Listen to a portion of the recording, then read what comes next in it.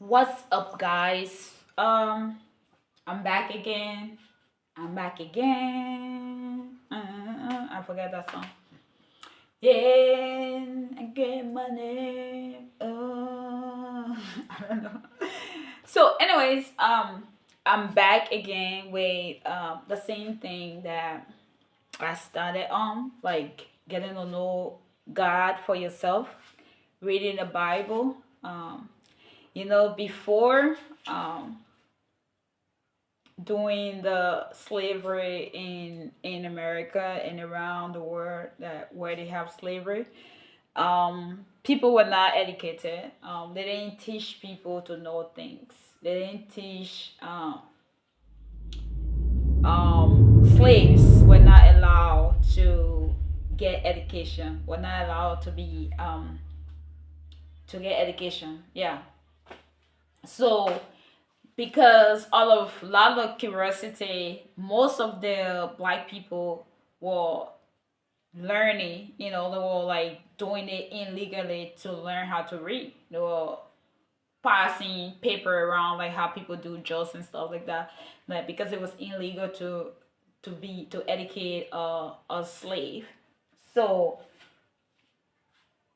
every information that the masters had, they put it in the book. So they would read the book, they would share the book among each other, and they would read the book, and they had all the information, and those black people had no information. They just followed what they were told. So because of that, um, it's still going on because they found out like a lot of black people don't like to read. Black people mostly focus on entertainment, something to distract them and stuff. And I also experienced it like touring in African countries and just getting to see how the African kids, young, Africa have so many young people, so many young kids, like teenagers, like very young, but the population is very high with a lot of young kids. And I get to know that they're more focused on entertainment than any other thing. Like they go to school, and when they graduate from school, for the one that don't go to college, that's just the end of it. Like, oh, I graduated, that's the end of it. Like nothing else. They're not improving themselves. They're not reading to understand or educate themselves beyond like what they learn in school. So most of them just focus on entertainment, like um just play loud music and just listen to music over and over, and talk about football, like soccer, talk about soccer, all the different teams in Europe. Like they're just more focused on this, like not they're not even focused on what's going on in the country that they're living in. What's the government doing? What improvement? What, like, not really involved in how to improve um improve the country and stuff. I was hanging out with these kids, and there was a school, a school. He told me it used to be a school, but then I think something wrong with the school because it's like a abandoned building that is standing there. And I was like, oh. And then he was like, oh, the government don't want to fix this school. And so I asked him, I was like, is that a government school? He was like, no, that's somebody owned the school. I said, but if somebody owns the school, how is that the government business to fix it? You know, like everything is about the government. Like they really not understanding. I don't know how they were educated in school or what really, because I think like the government need to create free school, which I think there is free school where, and then they have to demand that kids go to school, and then they are well educated, so that they can because most of the kids that I know that have seen is like, oh, I'm in this grade because my parents didn't have the money for me to go to continue my school. So most of the kids that I know haven't graduated from school, and some of the one that graduated is just like, you know, you can tell the difference. It's just like they're saying the same thing. Everybody's saying the same thing.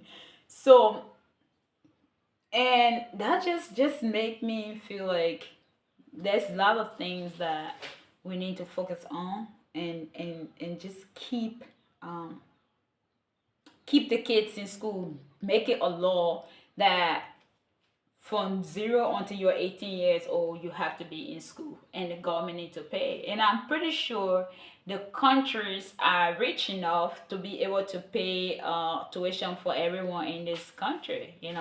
If even they can, if they don't have the money, I'm pretty sure the aid that you're receiving could, you know, pay for all the students that need to go to school, and pay the teachers and stuff like that. But it's just like everybody on your own. The system, people that have money, they send the kids to school, so it create that same thing. It creating that same um, stuff that setting people because of the standard they in. I mean, it everywhere, but in places like this, it's really really not balanced. It's like off off because certain people are way up here and certain people are way down. There's no middle class. There is no middle class here. This is just an empty space because the have is here and the have not is all the way down here.